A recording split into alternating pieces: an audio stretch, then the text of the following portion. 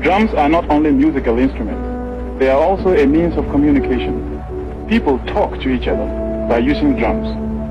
Many African languages are based on high and low sounds. For example, when the Ashantis say good morning, it sounds like this. Machi. The word has a low sound and a high sound. Machi. It can also be said by a drum that can beat both high and low sounds. Thank you, Mr. Ite. Mr. Ite has just told me you are welcome.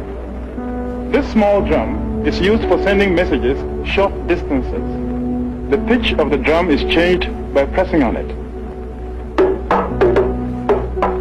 Mr. Ite is signaling a lion is near the village.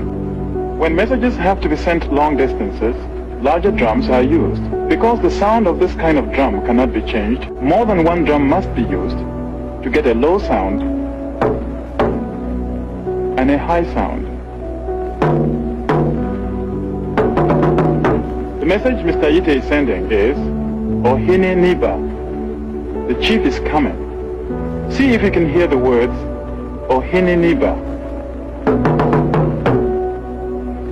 Sometimes a message is sent from one group of drums to another a few miles away, and then to another group of drums, and then to another, until the message is heard a long distance away.